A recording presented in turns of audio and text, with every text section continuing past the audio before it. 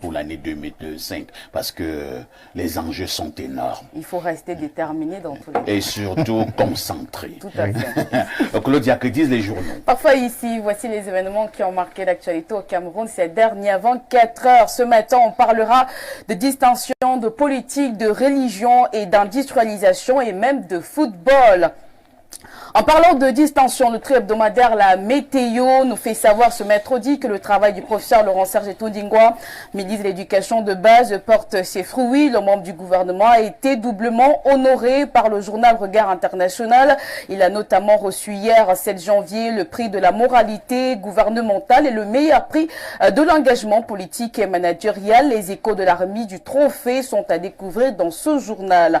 Et dans la suite de l'actualité, abordant une toute autre information relayée par la presse nationale, la politique ne laisse personne indifférent. Depuis le discours du président adressé à la nation le 31 décembre dernier, les réactions fusent de partout. Le quotidien Info Matin nous donne les dernières nouvelles. Quelques jours après, le ministre de la Communication, René Emmanuel Sadi, remet les pendules à l'heure. Dans un communiqué rendu public hier, 7 janvier, le porte-parole du gouvernement reprécise la pensée du président et rappelle par ailleurs le respect des libertés d'expression dans les limites fixées par la loi. Et dans ce méli-mélo des réactions, l'église catholique est pointée du doigt en pleine montée de l'effervescence électorale. Cameroun Tribune nous apprend que le gouvernement recadre les évêques. Le Messager laisse couler son encre sur l'affaire épiscopat camerounais. À un titre, nous retenons la difficile quête du prophétisme du clergé. En quelques lignes, le tabloïd déclare dans sa parution du jour que la récente sortie des évêques qui réclament l'homélie d'une inévitable alternance au nom du peuple qui souffre et qui fait face aux vicissitudes de la vie. Le pouvoir sort les muscles. Le bras de fer, lui, se poursuit en page 3. La même actualité est à retrouver au bas de une du quotidien Réalité Plus. L'on recadre les évêques du Cameroun en page 5. La Nouvelle Expression livre son analyse sur les déclarations des évêques. Le journal nous révèle que le gouvernement désavoue les extrémistes du régime. La candidature du président Paul Biya est à la une du tabloïd Mutation. Face aux réactions qui se multiplient dans les deux camps, l'on se croirait dans un stade de football où des adversaires se lancent la balle. Au moment de lancer le dernier tir, il se trouve que le ballon d'essai s'est crevé.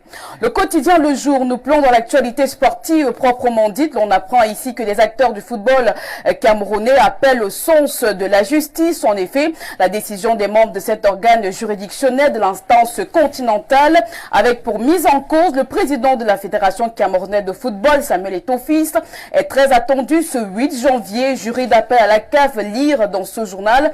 En attendant le dénouement de cette affaire à Kribi, dans le département de l'Océan, les petits pas de l'industrialisation se font peu à peu plus grands. On en parle avec l'économie quotidien en kiosque ce matin. Thierry Ekouti nous indique que la densité des entreprises présentes et de celles qui s'installent dans la zone industrielle portuaire témoigne de la dynamique du développement en cours.